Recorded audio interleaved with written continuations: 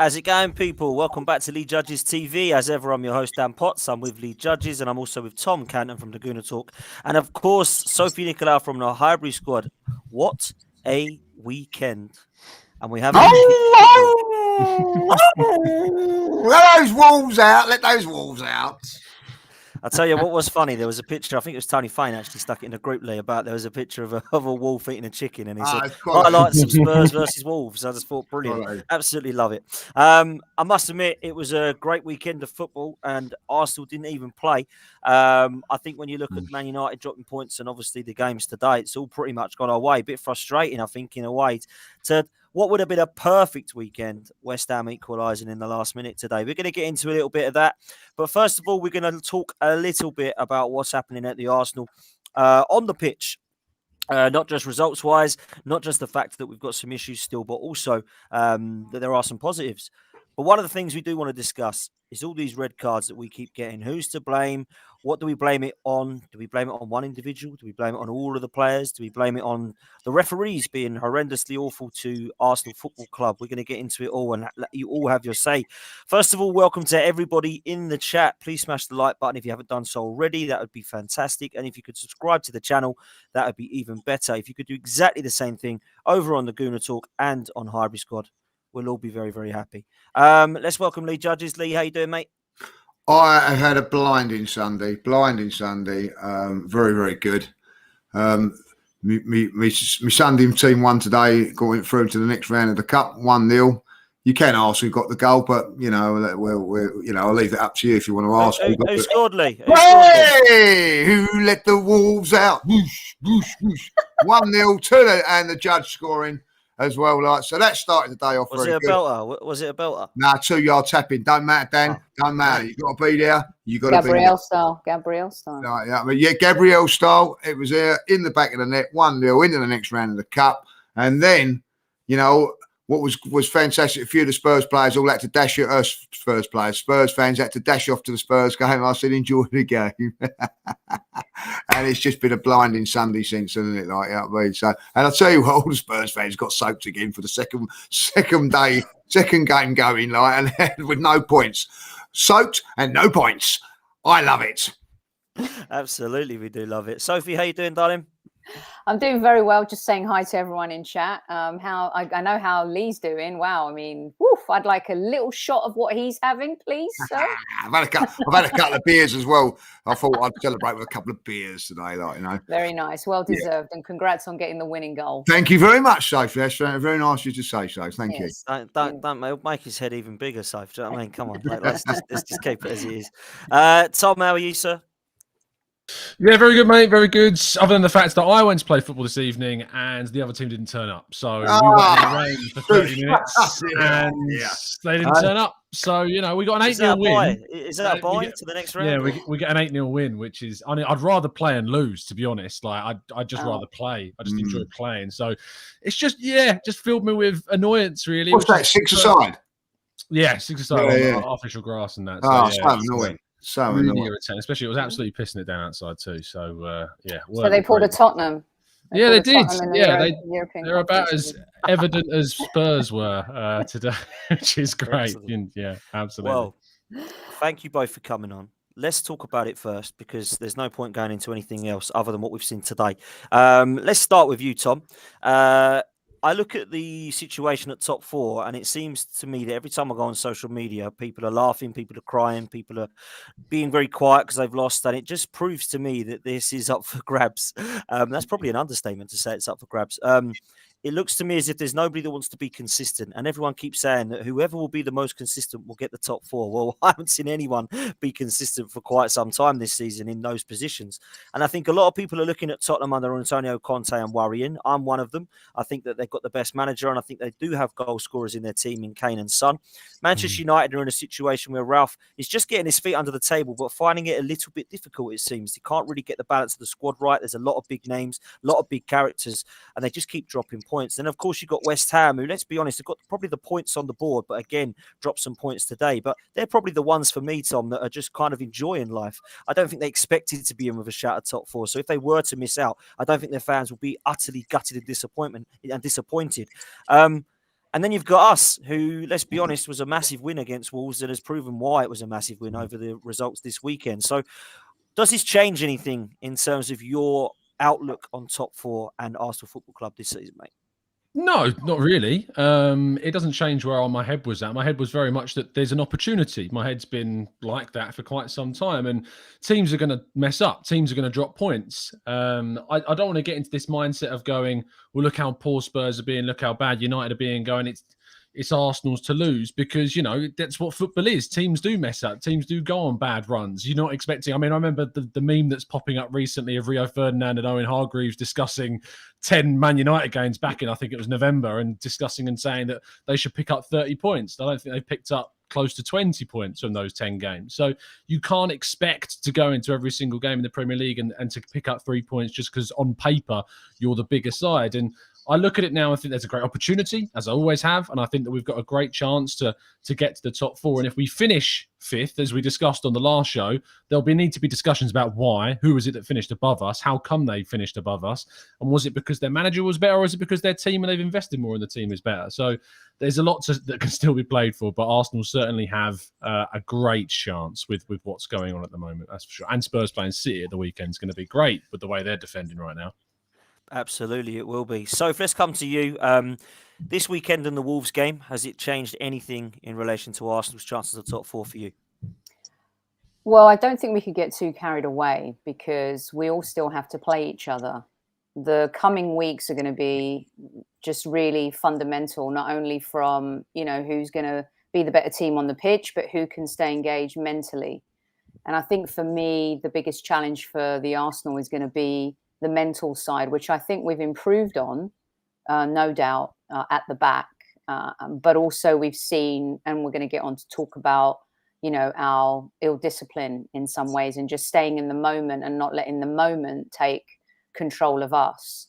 So, you know, we've got the North London derby to come. There's Manchester United, Liverpool, West Ham, and vice versa for all of the other teams. So we have 16 cup finals left. We won our first one with 10 men, which was a tremendous effort considering the improvement that Wolves have made. It's funny, isn't it, too, how Wolves have been a really good team defensively this season and lacked the ability to score goals. Third worst record, I believe, in the Premier League, but got 2 against Tottenham today. So that tells you a lot when you look at these results, the topsy-turviness of it all. It really just shows you the lack of quality consistently after City, Liverpool and Chelsea, even though Chelsea right now are catchable as well. But I think they'll definitely be the team that secures third. So let's be happy. Let's be stoked. We didn't play and the results went our way. And in football, luck has a lot to do with it, doesn't it? I mean, look, Lee Judge's got a winning goal tonight in a game. Luck plays a huge part in football. Absolutely, it does. Lee, let's come to you. So similar question really in terms of top four, but do you get why I was trying to explain a few weeks ago why top 6 would be seen as a little bit disappointing and not a great season like some are saying? Because I'm looking at the inconsistency of the other 3 teams and I'm thinking, I don't really think that any of those finishing above us, not one, let alone 2 of them, would be a great season, Lee. Yeah, I get what you're saying and all that, but as I've said all along, there's flaws in every team. There's flaws in every single team that's playing, going for that top 4 at the moment, like, you know, and that's why they're in the top 4, because, you know, they're not got that consistency to push for the title. You know, on any God-given day, Arsenal can beat anybody. It's as simple as that, like, you know, but they can lose to anybody, and it's the same with the other teams. What I say this now, and I don't think that Arsenal perhaps have got the credit they deserve for what was a fantastic 3 points at Wolves on Thursday. You know, they've gone to Spurs today and defended really, really well. Got a clean sheet at White Hart Lane, which is, you know, an incredible job, really. And then what I can tell, I've not seen the game, but what I'm hearing is they was in control. Spurs huffed and puffed and couldn't break them down. But we did. We opened up Wolves on quite a few occasions at home. Now, I know it's a different scenario, different game, but it was very, very important. That game was very important on Thursday. Who scored first? We got that goal, and then we, I thought, looked comfortable until the sending off. So listen, I think that you're right. There's going to be ups and downs on it. And I do think that the one thing that Arsenal have got is they've just got that little bit of, I think, look, how can I say it? Like, everybody knows they're all on the same sheet. Now, I look at Manchester United. There's not harmony there. They know the manager's not going to be there next season. They know that he's not going to be picking the team. There's players, going to social media and having little swipes and everything like that. Conte comes onto the, and I know that you rate him. I think he's a fantastic manager as well, or was. But I'm looking at him now and I'm thinking, what you're shooting yourself in. You're shooting yourself in the foot, because what he's actually doing is he's turning around and saying, well, this team's not good enough. I'm good enough, but these players are not good enough. So there these players. I was going to dig you out there, but you've clawed yourself back. Go on, Lee. No. These players now are probably looking at him and thinking, well, he don't really rate me. The first opportunity, instead of trying to make me a better player and all that, he's going to get rid of me. So there's a little bit of uncertainty there. I think with West Ham, I watched them today. I still think they're a fantastically all-rounded team with a very, very experienced manager. I do feel that if they wasn't in the FA Cup and in Europe, I would put my money on them, because I think that they've got an experienced manager, but they're going to have a lot of games coming up, and maybe they get tired and the squad will get a bit thinner. They didn't strengthen in the summer. In this January transfer window as well. So there's all faults of it. Arsenal, I feel, if we'd have got in I think if we'd have got Vlahovic, we would now top four. I really do. I really do feel that we've got a very, very strong defence. We've got I think okay midfield, but we're just lacking that thing up there. And the one thing that goes against Arsenal, is that if we'd have played today, we'd have been at Chelsea away. So, that everybody's going, we've got a game in hand now. Well, that game in hand at this moment is Chelsea. And when it comes and works its way out to the games in hand that we have, our 3 games in hand will be Chelsea away, Liverpool at home, and Tottenham away. They'll be the 3. So, when you're saying, I'd rather have points than games, I don't think we're going to get too many points out of those games. So when people say, this is great. So, like, these results at the minute are fantastic for us. What we've got to do now is nail it against Brentford. It's as simple as that. Win against Brentford and just keep going. Because then all of a sudden, we'll be 6 points in front of Tottenham going into their game against Manchester City. What does that do? Puts a little bit more pressure on those other teams. Listen, I honestly thought we could be actually down in 8th position today without any result, without playing. You know what I mean? It's been a very, very good week for us. We've only playing 1 game. Yeah, I have to agree. So let's start with you, and then we'll come to Tom and Lee. I want to start with you, so for one reason, because in my opinion, what could let us down for top 4 is a few things, not just one thing. There's quite a few. Let's just forget consistency for a moment, because that's just not going to happen between any of the teams. I think we've proven already this season that nobody can be consistent. Mm-hmm. So what do we need? We need to score goals. I think that could be a hurdle that we just fall short on. I think that we need to see the manager as well trying to show us that he's learning. And what I mean by that is stop using subs like Eddie and Ketia and try something different. I think that needs to improve. But I also feel like we need to look at this discipline situation, because not only are we shooting ourselves in the foot each time by going down to 10 men, when we do get away with it, like we did at Anfield and like we did the other night at Wolves, it's the next game that actually takes your legs as well, because you've got a player out. So we've had 15 red cards under this manager in 2 years. And I'm not going to point the finger at him. I'm not going to point the finger at the players. I'm not going to point the finger at anything tonight on his pod. I'm going to ask you 3 what you think, because everybody's already decided what I think, because everyone seems that I hate the manager and will never give him credit for anything. So I'm just going to let you 3 debate this one out. Okay. So he's fallen out with the 8 players or however it's been. There's 15 red cards. That's why people will look towards Arteta. A lot of people will say it's not Arteta's fault. The players are making stupid errors. And out of the 15 red cards, like myself, Lee and Kev went through the other night, 12 of them could have been avoidable by silly mistakes by players. So where do you stand on this lack of discipline situation, Soph? A couple of things. You made a good point about scoring goals, very important. It was good, even though the goal against Wolves wasn't a great goal, it was still a goal and ended up, of course, winning the game, number one. Number two is Arsenal have reversed the roles, haven't they, really? We used to be a great attacking team, and it's not that we haven't been this season. I think we've been in spurts, December being a phenomenal month, scoring 21 goals. But now what have we done? We've really kind of, done a great job of building a team spirit and a defense with players who are showing passion, tenacity, integrity.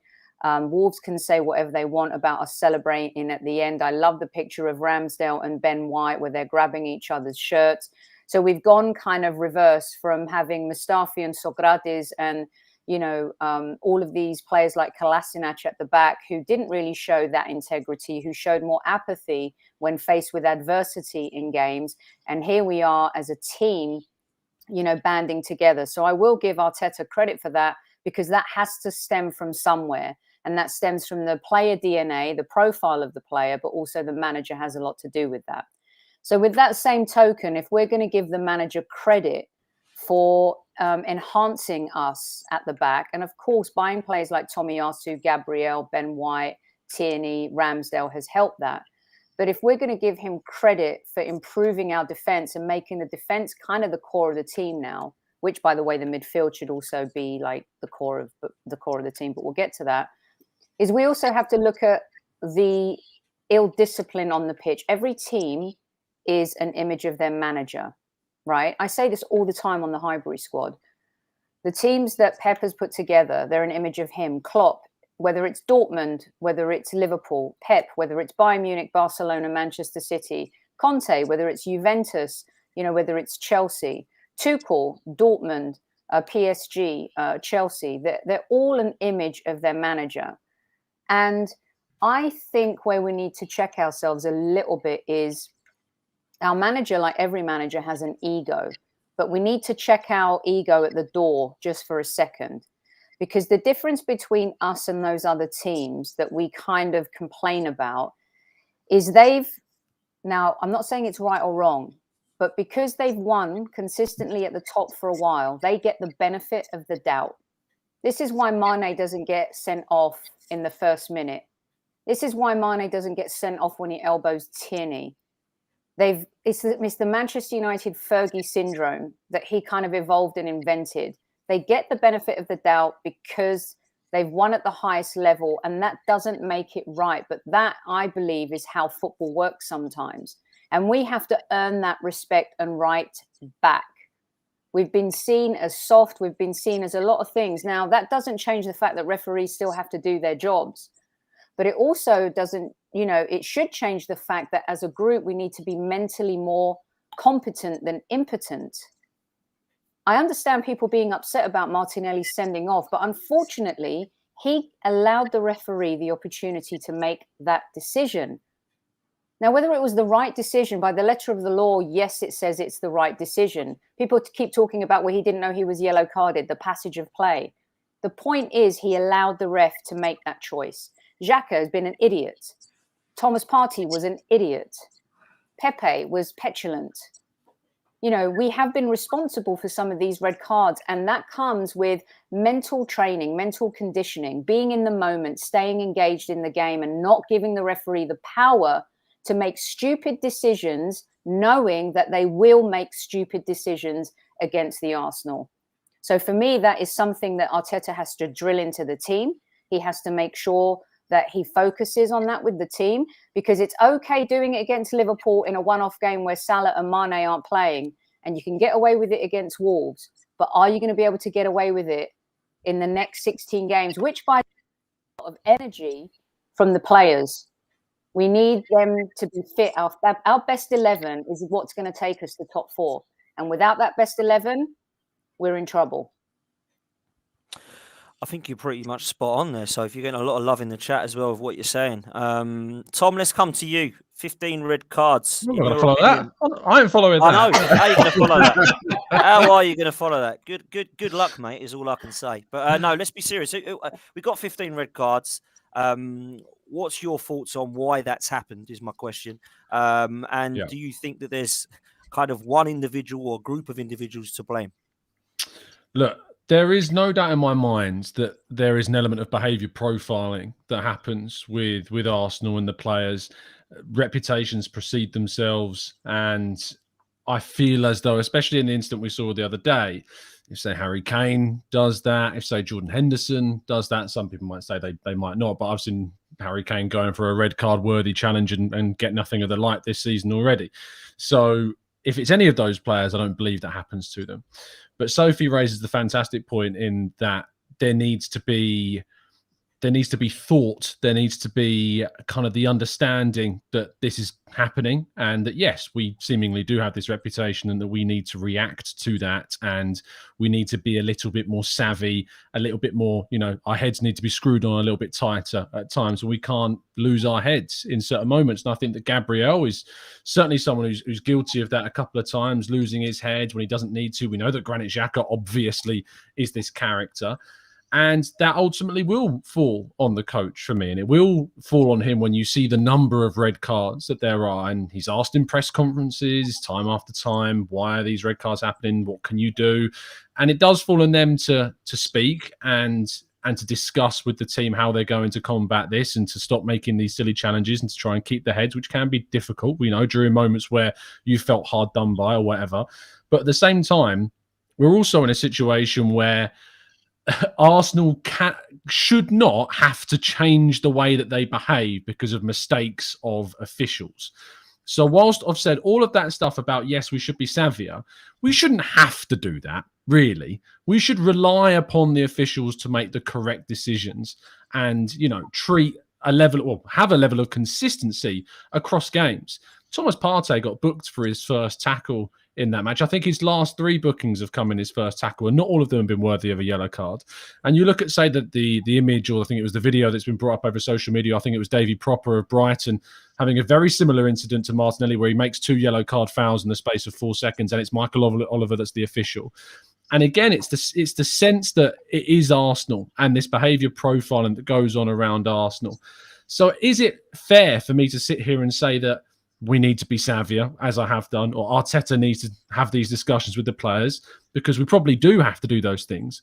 But the point is that we shouldn't. We shouldn't have to do these things. We should be treated on the same level as every other team in the country, but it feels that we aren't. The issue I think a lot of people have, and I think is quite rightly to point at Arteta, is, say, a player like Granit Xhaka, who has made continuous mistakes, continuous errors, diving in for challenges, taking Burnley players by the throat, diving in as the last man and doing it again and being brought back in. And not only that, but has stayed here for season after season, and we've not looked to, say, upgrade on him or to move him on from those decisions and bring someone in who's more consistent and doesn't have this rep. And we don't seem very open or hasty to try and make that decision. And that's, I think, where Arsenal do shoot themselves in the foot, is that when the opportunity presents itself where you can take control of the situation, you can change a player that's got this reputation, as we kind of did with David Luiz, to be fair. We didn't renew his contract. We decided to move him on and bring in Ben White instead. But with Xhaka, we just didn't do that in the summer. And I still look back at the summer window for all the good the 6 signings brought, that central midfield and upgrading central midfield and bringing in that Thomas Partey partner was still the biggest failing of that summer transfer window. And it's probably cost us a few points with red cards this season because of Granit Xhaka. I love that point. I really do. And I think it's something that everybody at the summer sat and thought, that was the one priority position. Well, why did we not get that? And we did nothing again in the January. So let's hope we do it in the summer. Lee, let you have your thoughts, mate, on the situation. Yeah, listen, I knew someone would bring up something of Mr. Oliver with this thing about 2 bookings in seconds and all that, because in all my life of watching football and playing it, it's never happened. I see it yesterday with Pogba. Pogba went in for a tackle, was getting booked, and then pushed the defender away. Second bookable if you want to go down that, but they choose not to do it, and that's fair enough. I agree with what Sophie's saying. I think it's a very valid point that we put ourselves in those positions. Martinelli put himself in that position, and I hear people turn around, oh, it's the letter of the law. Well, if it's the letter of the law, Martinelli goes past, I can't remember, he went past in the first 5 minutes of that game. Clear yellow card. not given. Now, somebody said, I think it was on the show the other day, turned around and said, well, he did even it up by doing it for an Arsenal player 5 minutes later. My argument to that is, if that was the Arsenal player doing that, he would have been booked straight away. There'd been no let-off. There would have been no let-off. And I think that's the problem that I've got with it at this moment in time. I look at Oliver and, you know, by the letter of the law, he's done it. He's got every decision right by the letter of the law. Mr. Oliver has got every single decision right against Arsenal. Fantastic. But when it's on the other foot and it's for us, he gets it wrong by giving a yellow card at Leicester when it was a red card, you know. So I do worry about that. Now, this is my problem with Mikel Arteta. I'm telling you this now, for whatever reason, I don't care what it is. You know, I'd like to get Mr. Oliver in the room and go, what is your problem? He has got a problem with Arsenal. There's no two ways about that. I'll tell you why he's got a problem with Arsenal, because he could have used common sense if he wanted to on that Martinelli thing, but he chose, this is a great opportunity to get him sent off, and he done it. Now, I look at the one for Partey in the midfield. That's a foul. There's never a booking. It's never a booking, but couldn't wait to book him, like, you know. So you know what this ref's like. So you must talk in the dressing room. Like, I've played in dressing rooms and go, this referee's, you know, like, see you next Tuesday. You've got to, like, you know, be on your game today, like, you know. And that's what you have to do. So you know that you got, as soon as you see Oliver, right, you know what he's like. Don't give him the opportunity to get his cards out or book you or send you off. Like, I will say this, and when people go, criticise Mikel about it and everything like that, Granit Xhaka and Partey managed their yellow cards superbly in that second half, because down to 10 men, they kept working back. They didn't make any rash tackles and things like that. So from that, but maybe, just maybe, that they're learning, like, you know. But it's now like that, you know, like Martinelli. I think with Martinelli, a lot of enthusiasm of all that, like, you know, but ultimately he was fouled. But of course, Mr. Oliver doesn't see that, doesn't want to see that, like, you know. So you just got a problem with this ref. Now, if I'm Arsenal now, I'm saying we don't want that ref. Whether you're going to get that or not, I don't know. But I think Arsenal should make a real point now of going, do you know what? We don't want you no more because of this one, this incident, this incident, this incident. We don't want you no more. So maybe he might have to bring it in a little, rein himself in a little bit now, Mr. Oliver. Like, you know. Now, at the end of it, it's done and dusted, but we have a problem. Houston, we have a problem. There is a problem, right? Because we are getting petulant yellow cards. There's no two ways about it, like, you know. Silly little yellow cards are getting us in trouble. Nothing. I think Russ has just put it up in the chat, which is a great thing. If we was a dirty side, like back in the days, like Wimbledon or someone like that, dirty Leeds United, I can understand it. But we're not a team that goes around bullying teams. We're not one of those sort of teams. So it's an issue, as far as I'm concerned, that can be addressed and sorted out, like, you know. Yes, you're going to pick up yellow cards. Let's be honest. You are going to pick up yellow cards. You're going to pick up sometimes a red card for the team. You know, like, I know it sounds silly, but if you handball it on the line and it stops a goal and they miss the penalty and we win 1-0, you know, I don't want people to be going, it's 16 yellow cards now, red cards and everything like that. It's something that we you know, something along the line. I don't think we've got a disciplinary problem. I don't think that we have, because we're not that sort of inclined. What we've got is just this little petulant sort of thing. We've got to get out of it. And I agree with what Sophie said, and I'm pretty sure we'll all say that, you know, you can get away with 10 men every now and then. You can, you know, but ultimately it will bite you in the bum at some stage, you know. And this has been a recurring thing, guys, since Arsene Wenger. This has not been a Mikel Arteta thing, you know. Under Wenger, where you used to get kicked from pillar to post and still get lots of sending offs. So I don't know why the referees go against us a little bit. People will turn around and say, like, you know, like, we're being, because it's about the Arsenal. But I do look at things. I go back to the Granit Xhaka thing, when the player passed him and he brought him down and he got sent off for it against Crystal Palace. I've never seen that happen again. I've never seen anybody get sent off for that before or after it. And I guarantee you now, no one will get sent off again like Martinelli. It won't happen. But Jimenez did for Wolves, didn't he? Like a few weeks ago.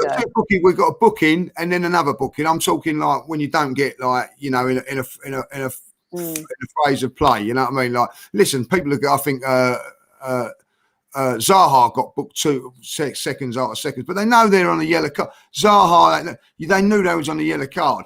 I just don't think it happened again. I watched it yesterday. I watched the Man United game. I don't know if you've seen it. Pogba makes the tackle. He's getting booked for it. As he gets booked, he gets up and pushes the player away. Now, so there's another yellow card. But of course, only one card. Well, but why didn't he send him off? Fernandez took a swipe at the opposition player. Nothing. Yes, nothing on it. Nothing on it. I think that's the problem fans have is the consistency. Yeah. Right? Why shouldn't Mane get sent off in the first minute of a game if he's made a tackle that's a red card? Exactly. I don't agree with the common sense part shouldn't come into it. But it's a good point because unfortunately some referees do referee with common sense. But if in the first minute you've gone studs up or you've elbowed someone, it's a red card. I don't care if it's the first minute or the 90th minute. If we're going by the letter of the law, and I think a lot of Arsenal fans' issue is where's the consistency? Yeah, and Sophie, I'm telling you this now, right? If that was 5 minutes to go in the end of that game against Chelsea, right, he would have sent him off. VAR would have got it and said, let's send him off, right? I'll tell you that now, but they didn't. You know what I mean? Like, but it isn't VAR fault. You know, Mane's. I remember. Look, Mane done it against Tierney in Anfield. No hesitate. It's a sending off. Yeah. It's a sending off. But for some unknown reason, they didn't do it. And then this is what gets me when even Arsenal fans go, "Oh yeah, it is sending off because it's the letter of the law." The letter of the law. But then when we played against Liverpool and Mane does it. That was the letter of the law. They didn't choose to do it. But here's what I think is important that doesn't happen is that our players don't take on the personality of the fans. And we're different, right? We come from an emotional place and our players can't be too emotional on the pitch. 100%. Right? So that's what we need to be very careful of going forward. We can't feel hard done by. We just got to get on with the game and stay mentally engaged. Massive fan of Gabriel, right? Yeah, you've mouthed off to the referee, right? Now we all do it. Like if someone's mouthing off to you, like you know what I mean, straight away it's going to get off on your back, like you know what I mean. So when you do that tackle that he done at Manchester City, like it's a booking anyway. But even if it was 50-50. The referee, he's been in my hero for the last 2 minutes, calling me this, calling me that. It's the opportunity. These silly little things like that. If you're going to argue with a referee and call him whatever, like, you can't then go steaming into a tackle 2 minutes later. That's common sense. So when you're asking for common sense from referees, we've got to use common sense ourselves as players. You know what I mean? Like, and I know it's an emotional game and all that, but you have to. Once you get booked, you know that you cannot cross that line no more. Like, and if you do cross that line, there's the chances are that you're not going to get sent up. Now, listen, I can go back to a game against Chelsea. Jorginho, when he got, he's on a yellow card. He takes out. It's a stonewall yellow card, but the referee chooses not to. Then love and behold, Leno messes up and he scores the winner. You know, like it's little things like that. You can go all over the place. You know what I mean? Yep. Like that it happens. But when it comes to Arsenal, it's the letter of the law. Like, you know what I mean? And they've done it. And it does bug me when I see incidents like this happening all the time. You know what I mean? Like, I see it with Oliver. I know that he's got a problem with Arsenal. I know it because I can see it. You know what I mean? Like, you know, but ultimately now the players know it. Don't give him the opportunity to do it. Yeah. Guys, we've got 600 of you watching. Please smash the like button if you can do. If you hit a subscribe, you'll hear Lee Judges say something very nice to you on the screen. And if you do want to put in a super chat, you'll hear Lee Judges shout out, he's done it again, as Harry Kane. So if you do fancy doing that, then please do. It'll be a little bit of entertainment for you people. Just hitting the subscribe button is absolutely free and it's worth it for what Lee will say to you. And Valentine's Day is coming up on Monday. Woohoo! Sophie, let's come to you. I'm going to ask Dave to put a couple of super chats up because a couple of the lads who have put super chats in there have done them for yourself, so they'll come up on screen in a minute. But I want to talk about where we go from here, Sophie, because we've got 15 red cards. Everyone's talking about the refs, everyone's talking about the manager, and everyone's talking about the players. Whose responsibility is it right now to try to improve this, in your opinion, mate? Everyone, the players and the manager. It's not just down to the manager, who I have been very critical of in his first 2 seasons in the Premier League. Finishing 8th and 8th isn't good enough for the Arsenal Football Club. However, you know, we're looking at a manager now who's had, 6 windows? We've shifted out a lot of the deadwood, and now we have a team that he is building in his image and in the Arsenal's new DNA and profile, right? And I think that it's the responsibility of him to ensure that he stays the course and the players to execute on game day. It is both, they're both responsible, they're both accountable. We can't give credit to Arteta when we win and blame the players when we lose, and vice versa. This is a team effort. It is a team sport. It is not, Djokovic, Federer, Nadal on their own on a court. It is going to take a collective effort. The fans have to stay behind the team, at home and away. Our fans have been sensational this season, especially the away fans. I mean, they have just been absolutely brilliant. So it's a collective effort. And at some point, you need certain players to step up. But that's only because those talented players, the ones that could be the X factor, have to step up, right? Every team has a bit of an X factor, those players that can step up in a moment and win a game on a whim. I think we have those. They just don't do it consistently enough. And maybe we rely too much on someone like Saka to save the day all the time. And now Martinelli has to save the day. But I think Ødegaard, for me, is going to be the key. He's very sometimes underappreciated and underrated by certain fans. But what he does in that centre and how he makes the team tick is so important. And the discipline of Partey and Xhaka, also fundamental, Dan. Yeah, massively. And senior heads, like you say, Partey, Xhaka, Gabriel even. I know people say he's still a kid, but at 23, I think maybe 24 now, he's got to be looked up and seen as one of the leaders out there now, because we're a young team. So we can't see these people keep getting silly yellow cards and, of course, red cards. Tom, let me come to you, because I think personally what I'm hearing and what I'm kind of agreeing with, actually, and what I agreed with to start with, was I don't really blame any individual or individuals for this. I think the referees are definitely inconsistent. I think Mikel Arteta needs to be doing more with the squad to say, look, we need to be keeping 11 players on the pitch. And I think the players need to take accountability for their actions, because at the moment we're seeing some stupid decisions from players individually at the heat of the moment. So when we move forward with this now, what do you see needing to happen to try and keep 11 men on the pitch here, mate? It's the answer is very difficult, isn't it? Because you want us to carry on playing with a level of edge that we've not had. If you think about the Arsenal of old, when Troy Deeney used to talk about an Arsenal that lacked cojones, I don't want to go back to that. I don't want to go back to a weak Arsenal that were beaten in the tunnel. I kind of like this Arsenal with a bit of an edge to them. I like the fact that we're pissing off Wolves and they've just put a tweet out telling Arsenal how to celebrate properly. What losers, absolute losers. If you lose the game and you're tweeting about how you celebrate, how about you actually win a game against hilarious. us and then you can absolutely hilarious. Ridiculous. I'd like this edge that we've got. I like Ramsdale giving it to the Leicester fans and the Leeds fans and picking up the corner. I like it. I think it's great that we've got kind of this character about Arsenal now. And, we've asked for accountability at Arsenal for a long, long time, players getting away with stuff. And that's finally changing. It's one thing I give Arteta a lot of credit for is not taking any shit, excuse my French, but he doesn't really. If a player's not with the project, he gets rid of them. And to be honest, they're not players like at the time that have contributed massively during the specific moment or during that kind of the 6 months around the period that they've gone. They're players that aren't stepping up. I loved what Arteta said in the press conference, where he said, if you're a player that's banging in 25, 30 goals, we can have a discussion, We can look up to that. And, I can probably forgive the fact that you may have been turning up late for training. If you're not bothering and you're not really putting in the effort on the field, then I'm sorry. Then if you're not with it, you're going to go, because there's no excuse for that. Whereas I can lean on 25, 30 goals a season, or I can lean on consistent midfield play, or I can lean on clean sheets and great defensive ability. But yeah, no, Dan, I don't think we have to necessarily turn to Or say if we get another red card in the rest of the season, we go, oh, there's another one. Like, we need to point again and talk about the ridiculous ill discipline of this team. I agree with Lee. I don't think necessarily there's an ill discipline about this team, because I think there's so many fingers that you can point towards the inconsistencies of the refereeing and the behaviour profiling that's going on our side. So I kind of want to just see us keep doing what we're doing, because if you think about it, what we're doing right now is put us in a top 4 race.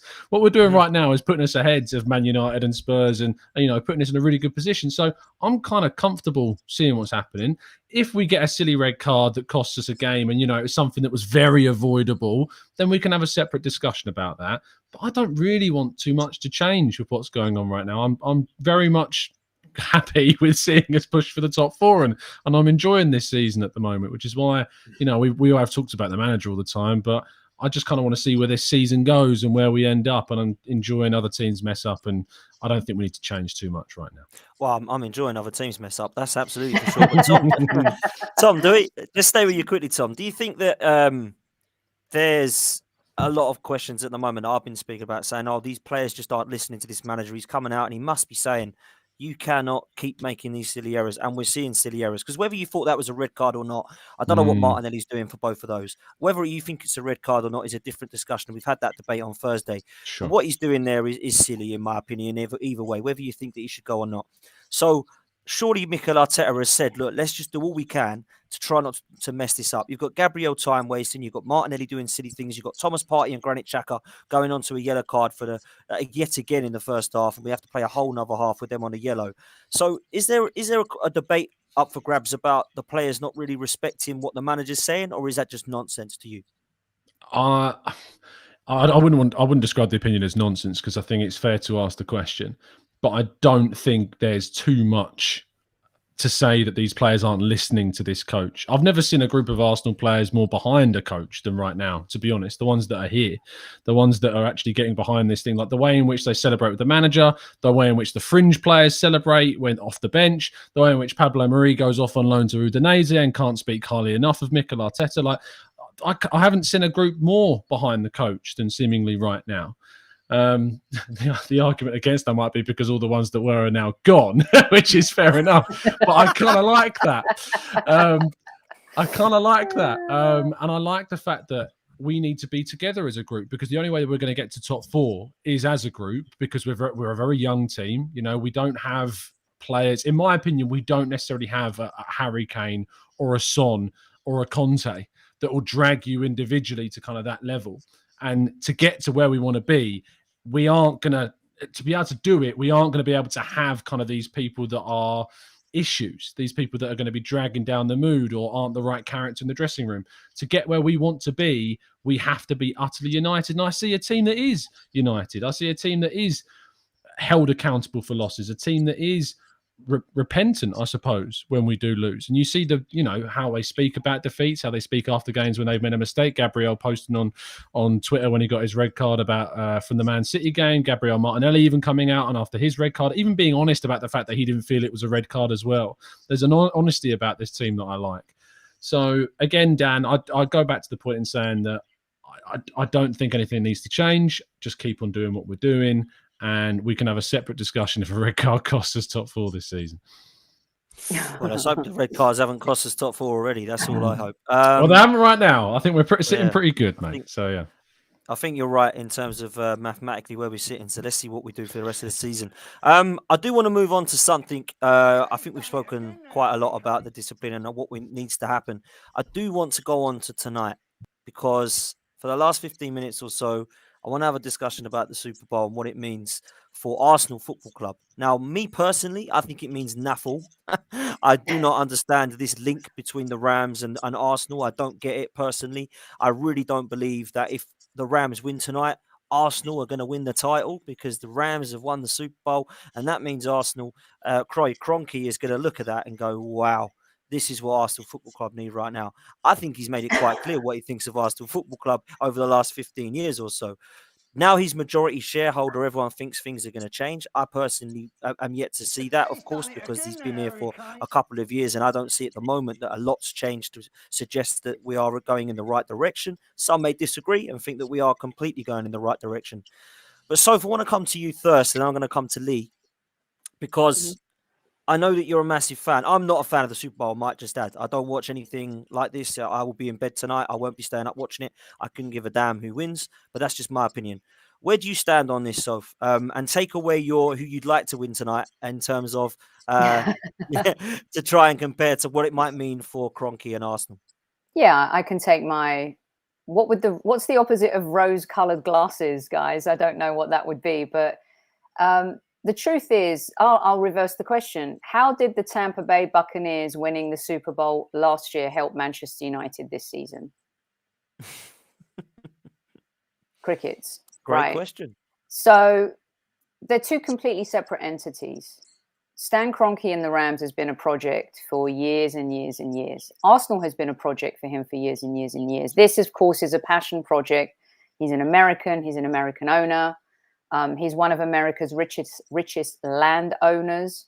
Part of the reason moving the Rams from St. Louis to Los Angeles had to do with owning the land where the Hollywood racetrack used to be.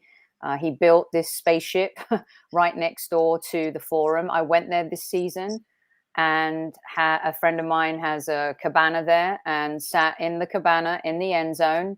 Kind of felt a little bit dirty at times, but when you're invited, I wanted to go see what it was all about with my own eyes. And people raving about Tottenham Stadium. Let me tell you, this stadium makes Tottenham Stadium look like a toilet bowl, which then will tell you what the Emirates kind of looks like and why the Emirates needs the upgrades and why the Emirates needs a little bit of a paintbrush across the board. So I think that if the Rams win tonight, there's a juxtaposition to it, because he's going to want to build a dynasty, right? This is what happens. And forgive me for using words like franchise and dynasty. I'm talking about American sports. This is how it's relatable here. And he's going to want to do what the Patriots did. If Sean McVay wins, he becomes, I think, the youngest coach to ever win the Super Bowl. He's put faith in this young coach. This is their second Super Bowl appearance in 4 years. They've won 2 NFC championships. He's stuck with this young manager. He's thrown the kitchen sink at winning the Super Bowl in their own house, the 5-point-something billion stadium that they built. It is a spectacle. It is special. You can't deny that. He has built something insane. In fact, because it's so near Los Angeles International Airport, the stadium is built underground. So when the planes fly over, you don't even hear them. The architecture and the technology is insane. I sent you guys a video today just so you could see kind of what it's like.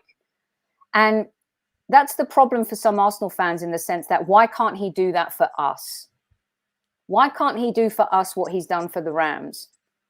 Now, maybe it will come in time, because this project has been years in the making. The goal has been to move, to get to here, to get the Super Bowl hosted in LA and to win it. It's also going to be the venue for the opening of the Olympics. I think it's 2028. Maybe you guys can correct me on the year. So how it affects Arsenal, it doesn't. It doesn't affect the Rams winning for the Avalanche, his other team that's doing quite well in hockey. It doesn't affect his other team, the Denver Nuggets. He handles everything. They're a business, and each entity, and it is an entity and a business for them. Now, the only thing you can hope for is that eventually the attention turns to Arsenal. And that is the hope. I don't have the belief, if I'm honest with you. Lee, let's come to you. Kroenke spent a lot of money on the Rams, and as Sophie said, he sent a video and it looked absolutely outstanding. Do you have the faith and belief that this is going to be Arsenal one day under Kroenke? I don't know. Honestly don't know. Look, listen, I'm a big American football fan. I love it. Like, you know, my team's Washington, but if Washington the Washington Commanders lose, I'm disappointed, but I'm not hurt like I am when Arsenal lose, you know, and I've said this all along. So if, you know, like, for me, the passion would be Arsenal, but, like, you know, so I look at it and say, well, Washington, they're rubbish, but well, whatever, like, you know, and I'll move on. And I think that Kroenke probably does that with Arsenal. It's not the be and end all, and I do feel that, even though he would like to see Arsenal win, it's not the be and end all. It's like, I'd love to be sitting here tonight with Washington in the Super Bowl. I'd have my beers and I'd be up all night. I'm really, really enjoying it, like, you know. unfortunately, I can't remember the last time Washington was in a Super Bowl. But that's how it is, you know. So yeah, Joe Fry's back in the 80s. You know, I think I got one in the 90s, didn't we? But it's been a poor time. But ultimately, I ain't going to lose no sleep over it. If Arsenal lose, I lose sleep over it. I really do. You know what I mean? Like, that's how it is, you know. In fact, I lose sleep when they bloody win. I couldn't get to sleep after Wolves. I was buzzing, like, you know what I mean? So it's just the way that it is. And I just feel that is with Kroenke. I've got to ask the question because I don't know. Maybe Sophie, you'll know this. How much do the Rams get if they win the Super Bowl? Does anybody know? It's millions of dollars. I don't know the exact amount, but so it's worth winning, like, you know what I mean? Like, yeah, so, of course it's worth winning. But look at what the revenue from the stadium, right? Look at everything, the commercialism, the advertising, the sponsorship. It must be massive. So he's invested in that to get that. So there's got to be some. You know, like he's got, like, I know he's got that Beckham there, who's probably one of the most highest paid players in the NFL, which is in itself unbelievable. You know, as you say, he's got all. So he has put that lot of money into it. Now, if he'd have just put a fraction of what he's put into the Rams into Arsenal wouldn't be worried about fourth, would they? You know what I mean? Let's be honest. We'd be right. We'd be being well funded and whatever. But that's not the way that we're doing it. And that does frustrate me that I do see the Rams being chucked loads of money. And I'm probably like, I don't know, like Denver Nuggets, they might be thinking, well, how comes they're doing it for this and all that? I don't know. Lee, we have spent a lot of money though, haven't we? Yeah, we have spent a lot of money. But it's cash flow, right? That money is not I think we have spent a lot of money. I'm not saying that we haven't. But when I look at what he's doing at the Rams, chicken feed to what is being paid for us. You know, but I genuinely believe that if you know, Arsenal are helping funding everything else because Arsenal are bigger worldwide franchise than the LA Rams. They are, you know what I mean? Like worldwide, Arsenal are massive, and that's what he uses for that. And that it pains me that's the way. Like, you know, do I want the Rams? Do you know, I don't want the Rams to win today. And the reason I don't want the Rams to win today is I want him hurting like I hurt when Arsenal don't win. That's what I want. And I want to feel.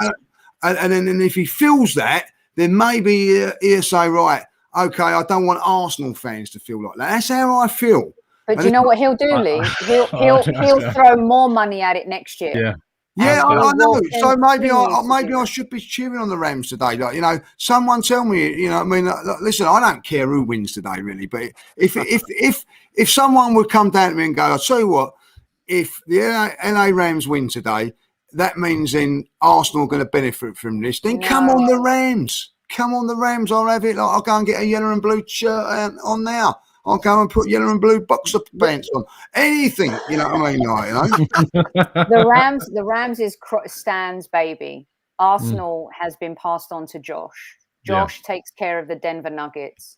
Stan will do everything and anything to make sure the Rams win this Super Bowl, and he will continue to throw money at it year after year, guys. Right. So we want. So basically, it doesn't matter. Does it matter, or do we want the thing is what you said. It will be a little joyous to see him sit in his box tonight when the Bengals in the year of the Tiger pull off a Giants like they did against the Patriots and cause one of the biggest upsets in Super Bowl history. It would be like when Wimbledon beat Liverpool in the FA Cup. Maybe a little bit like when Luton beat Arsenal in the Littlewoods Cup, Lee. Yeah. Listen, the Rams are going to win this tonight. We all know that. Like, you know, on paper they're going to win. Right? I don't know.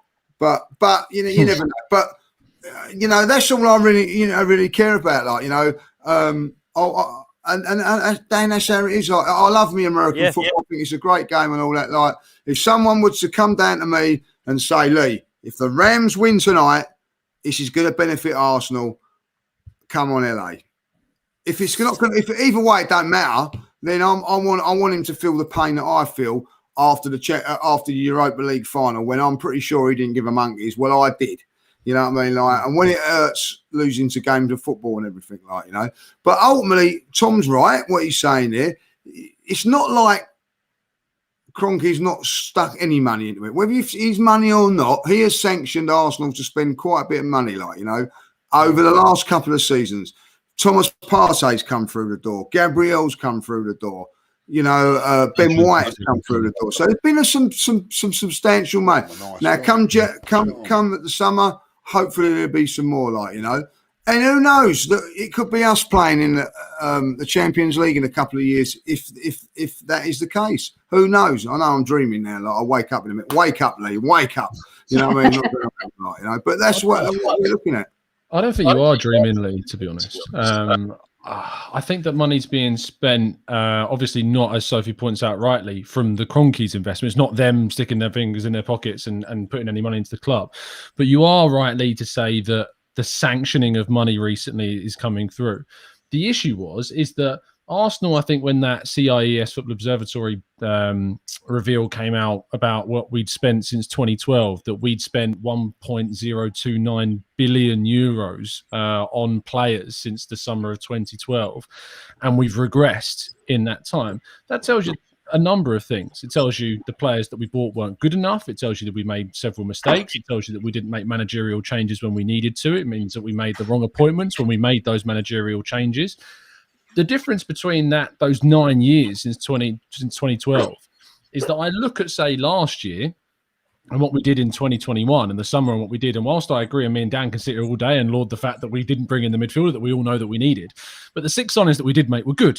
And we spent more than any other team in the league. And if you look at that and you go, Arsenal haven't got any ambitions to try and get back, Lee, as you say, to the Champions League. If Arsenal had no ambition to get back to where they want to be, we wouldn't be doing anything, or we'd be like pittering away money just here and there. But we didn't. We spent more than any other team.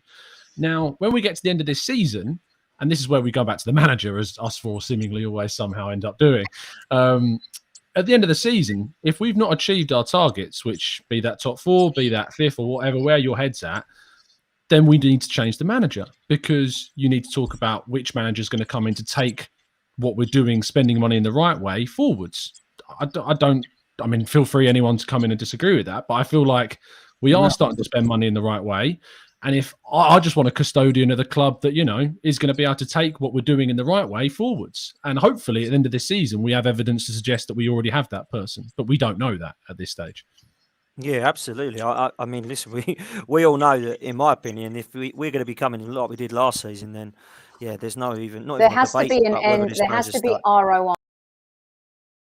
There has to be a return on investment at some point, and it's 6 windows, 2+ years.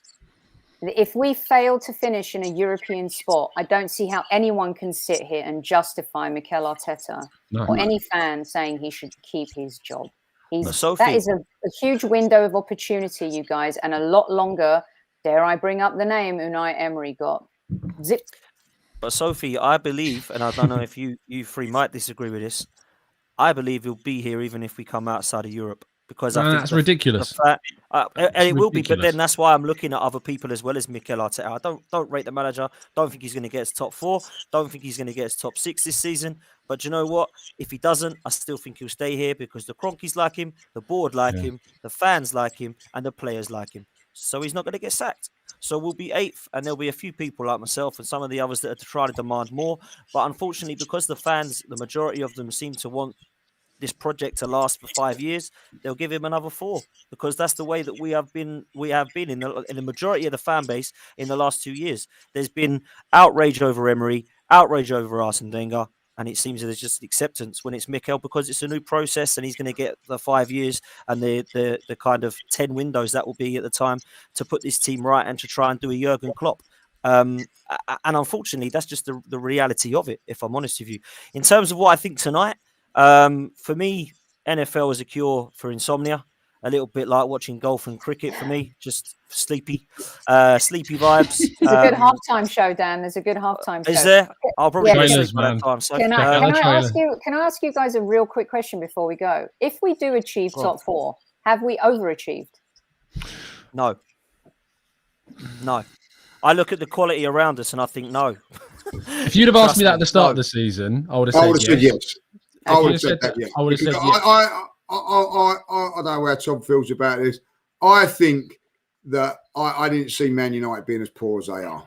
I really don't. I think when they signed Ronaldo, I thought that it would be, as it was, by signing Ronaldo, it's been a disaster for them. I don't see Ronaldo being at Manchester United next season. I think that it's causing him problems all round. I think that they sort of messed up the project because they went and bought Sancho, and then it just messed them up a little bit. Like I do really think that, and I think that Manchester United would. If we got top 4, it would be more the case of Manchester United underachieving than us overachieving. They've left the door open for everybody else to go through, and I'm not saying they're out of it yet because they're not. But I still think that they've got good players and they can get through. I still say that they're my slight favourites at the moment. Still, to even though what I'm seeing.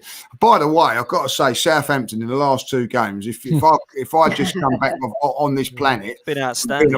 I would have said, they're the team that's going to win. They were absolutely sensational in their last 2 games. So all credit to their manager and all credit to Southampton. So that's how I feel about it. But listen, we've got a great chance at top 4. We're in the race. We're in the race. Lee, Dan. Let me ask you. Do you? I thought you said Dad there for a minute. He calls me Dad. He calls me Dad sometimes. He's old enough. When it comes down to that question to you, though, Dan, mate, like if Arsenal finish 4th, do you think they've overachieved? No, I don't think they've overachieved. So then, of the top 5, Arsenal, Chelsea, Liverpool, City, who am I forgetting? Man United. One of them would have to finish outside the top 4. Which of them wouldn't have? Manchester United will finish outside. I think should finish. So if they'd have finished 4th, would that have been an overachievement for them? Manchester United were overachieving or Arsenal. So if at the start of the season, you just said there, for Arsenal to finish 4th, it wouldn't have been an overachievement, right? So if Man United were to finish 4th, would it be an overachievement for them to finish 4th? No, because they're apparently going for a title with Ronaldo, but then you've got 5 teams Sancho there, and all that. You've got 5 teams there then that you're saying all of them, if they finished 4th, wouldn't be an overachievement. But contextually, that doesn't make sense. Do you know what I mean?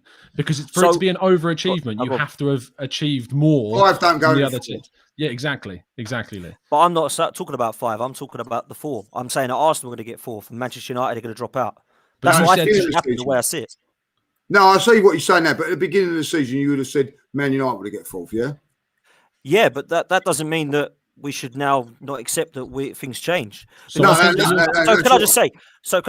I don't think we're going to get 4th. I just want to put that out there. I do not think we're going to get 4th. If we do get 4th, then I think personally, with what I'm seeing and squad-wise, in terms of our 11 to Manchester United's 11 and to Tottenham's 11 and West Ham's 11, I don't think we should sit there and go, they are nowhere near as good as those lot. So there's no chance of Arsenal. If we get 4th, massive overachievement. I'm not looking at that at all. I look at what we've bought, and I think we've bought pretty well. And that's one thing I've given Arteta and Edu credit for off the pitch, is their recruitment. I think it's been a lot better, personally. So I think that we would be 100% perfect for us to finish in the top 4. Not saying, wow, or that's poor, or wow, that's amazing. I always thought at the beginning of the season that Arsenal would finish 5th. Yeah, right? So did I. That's what I think. Yeah. Now, after I've seen what I've seen of Man United, I'll be disappointed. There we go, and that's what I'm getting at. I'll be disappointed if we don't come 4th over Man United. If Man United still come 4th, I'll think, well, okay, they've got the players. They have got. Come on, they've got players like Pogba and Bruno in their midfield. We've got Partey and Xhaka. They're quality players. They've got quality young players up front. They haven't got a centre forward just as much as we haven't, because I can tell you that now. Ronaldo is not playing like he. And do you know what? He's 37. You know what I mean? Like, to play in the Premier League at 37 years of age up front is an amazing. It's unheard of. It's an amazing. It doesn't track back, and that's hurting them. No, it really is. Yeah, and they're suffering because he's playing, and that's nothing against. Put it this way, Lee. Put it this way, Lee. If we don't come 4th and we come 6th, like people have said is good enough, that means that Manchester United and Spurs have finished above us, unless West Ham do it. But I can't see that, and I think that's poor. That's poor. That is. I think that's awful. Totally agree. So I'm not going to start getting excited. Above us, don't you? You have to question who are those teams. And like we said last show, if Spurs finish above us, the only reason they would have finished above us is because it's Antonio Conte. Yeah, exactly. He's a better manager than Mikel Arteta. He's got a worse squad than Arsenal. So if Spurs finish above us, you can't justify Arteta's position really at all. Facts. Yeah. Absolute facts. Thanks. You know, if Tottenham finish above us, they've done it because of Conte. If Manchester United managed to get it together, it's because the manager has managed to get do what Ollie couldn't do at the start of this season and get them into contention. And he's been there before. He's the one manager out of Ralph Rangnick and Arteta and Moyes. It's been a long time since he's been at those dizzy heights in the Premier League. He's the manager that's been there before. And look, the point of fourth isn't because we can win the Champions League or even Europa League at this point. We had the chance to do that, and Mikel Arteta blew it. The team blew it, but Mikel Arteta blew those two semi-finals. It's the ability to gain financially from it, to reinvest in the squad, because you know you have an owner who's not going to dig into his pockets, and that is why we have to get back into Europe, is to be able to then attract that type of player that will hopefully build around the squad that we have right now, add to it, and then year on year we can improve.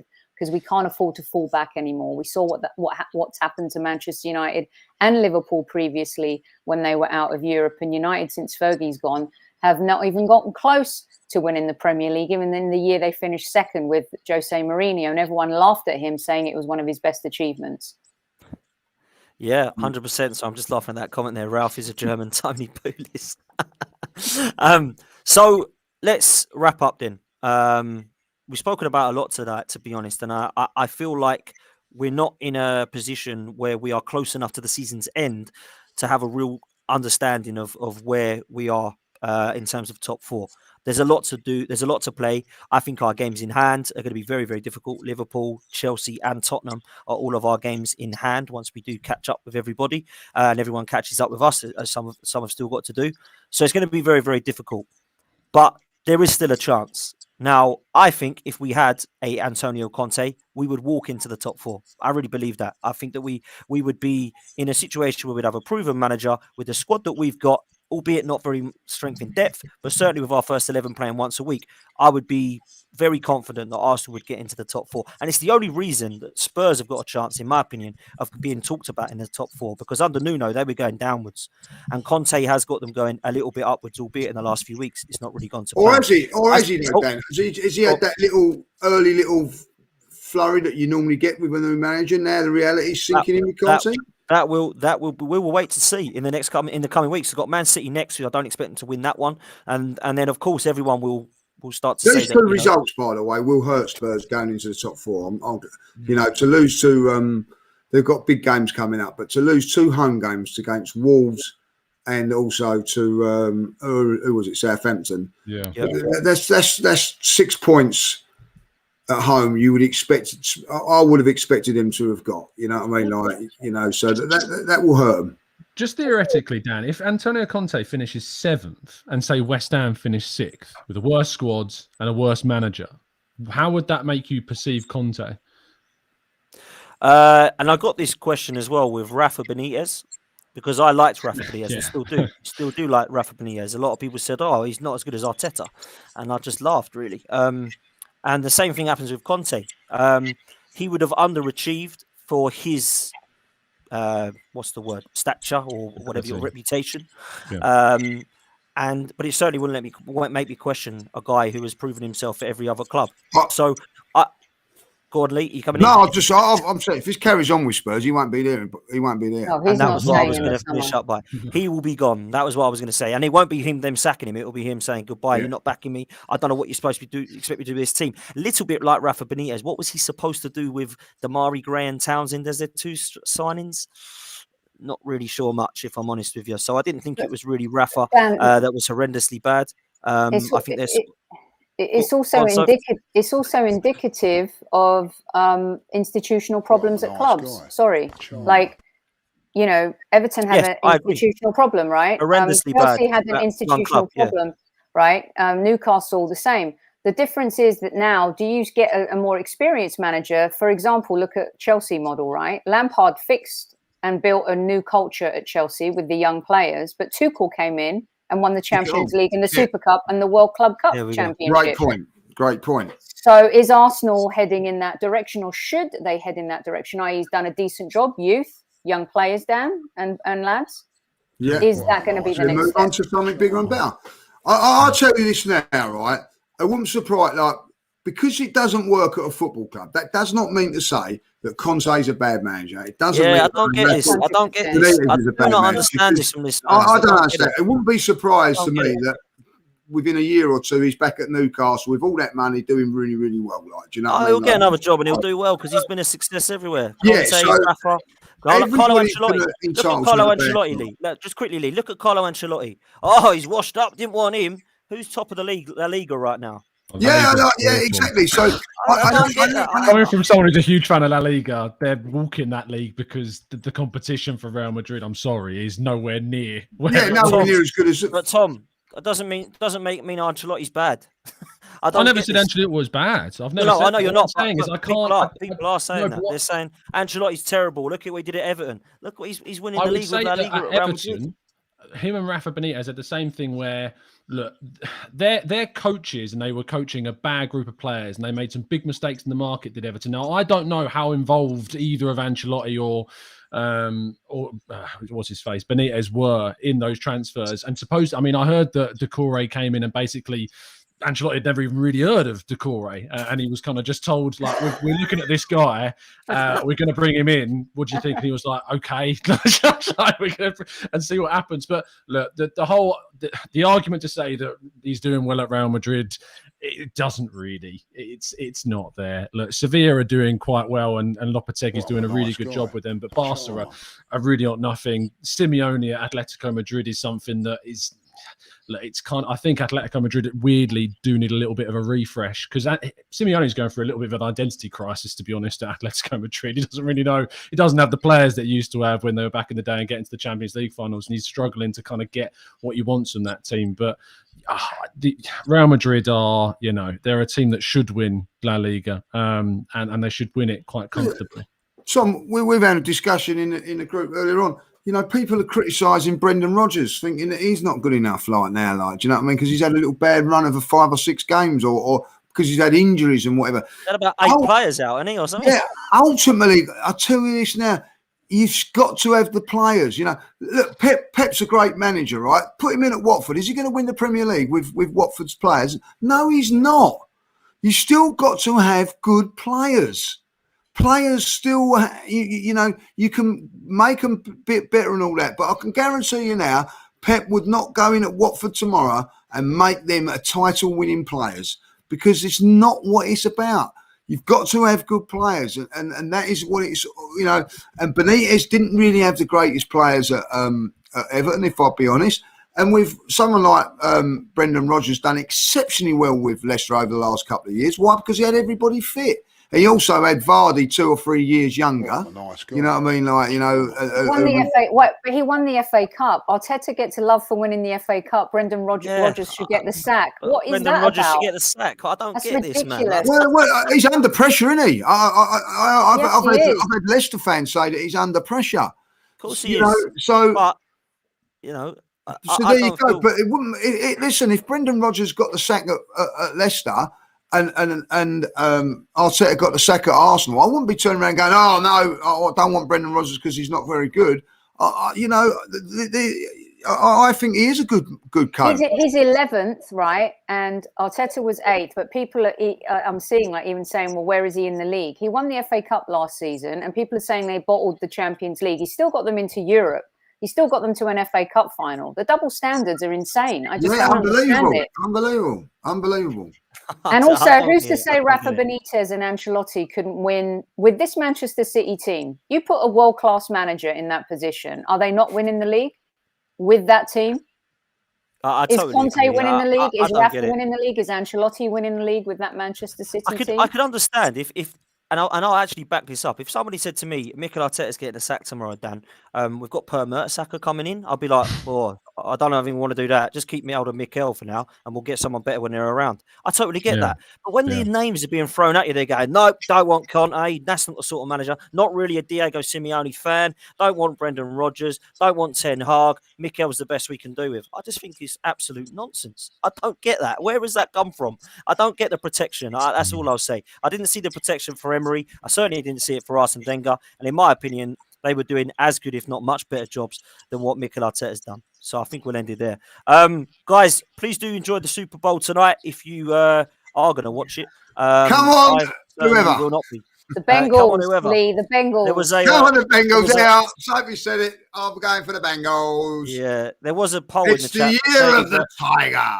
There was a poll. It's also been the day of the Wolves. God, there was a poll out there, but apparently Dave messed it up and called them the Tigers instead of the Bengals. I don't know why. What Dave was smoking, but it's one of those things. So we'll see what happens. Apparently it's 50-50. According to Dave, the poll. So there we go. We'll see what happens. I certainly will not be watching it. I could not give a damn who wins. For me, it's just 6 hours of absolute boring. I mean, it's basically rugby with helmets for 6 hours, isn't it? Just sends you to sleep for me. So that's the way I see it.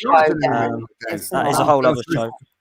It's for me, like, I love sport, but some of it's just boring to watch, and that's one for me. That is golf is another one, cricket is another one. It's just for me, absolutely shockingly bad and boring to watch. You know what? You should go and watch. You should go and watch the Super Bowl final, or watch Man in the Arena on ESPN, which is the documentary on Tom Brady, and you will get a sense of what it means to be in the Super Bowl. That's all I can say. What's that? So let me write that down. What's that? Man in the Arena. Man in the Arena. Brilliant. Man in the Arena. Is that on Netflix? It's on ESPN. ESPN. Okay, no worries. We'll have to go. We'll have to put that on the list to watch. Apparently, this Wayne Rooney thing's very good as well. Yeah, I've heard that. Yeah, I do like some of the old documentaries. That was a great advert for it down there. That's same as Lee, isn't it? Apparently, the Wayne Rooney thing's good. That's all it was. And now I've heard the same thing, but I haven't seen it, so I can't comment. But yeah, for me, it's not something I'll be watching tonight. And if you do fancy something to watch that you can fall asleep to, then please turn it on at 11:30. I'll tell you what is good to watch. Match of the day in about 10 minutes. How about we go and watch? How about we go and watch that instead? I can't deal with that. Golf and cricket for me, as I know you like cricket, Lee. Sorry, mate, but watching that is just the commentary for me is unbelievable. I mean, the commentary says it all, doesn't it? When someone's getting bit of cricket, bit of tennis, style and grace. Look, tennis I'm fine with. Tennis I'm fine with, because there's something actively going on. Golf, I mean, the commentator's even bored at golf, isn't he? Do you know what I mean? It is unbelievable. Like literally, like the commentators at golf. If you ever turn it on, this is the commentator, right? No joke. Here we are on the par green now. Could you please be quiet? Could you please be quiet? I just want to hear the grass grow. That's epic. Here it is. He's hit it. It's gone in. Brilliant stuff. We're on the next one. Let's just move on to Tiger Woods now. He's the only one who's any good ever. Yep. Same things happened to him. Please don't get too excited and clap too loudly. I'm trying to listen to the grass grow. It's just unbelievable how anyone can sit and listen to that. That golf to me clap. Is just golf clap for Dan. Yeah, golf. Well, I'll tell you what, you must have to be so bloody good at it, like. You know what I mean? Maybe I should quit doing this. I think people in the chat would be happy if I did, and I'll go and do that instead. Don't focus on the negatives, Dan. You got focus on the positives. I do get a lot of love. I was only mucking around, but yeah. Guys, listen, thank you all so much in the chat, to be honest. I really appreciate you all coming out and listening to us. It's been great. And I also want to thank Lee Judges, Tom Cannon, and Sophie Nicolau, who was turned into a tennis player all of a sudden. As that.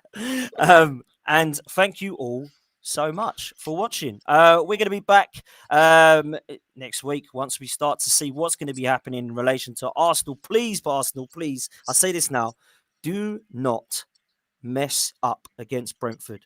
We're going to be having some special chats about that in the week.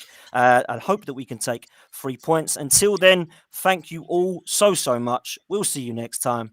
We're out of here.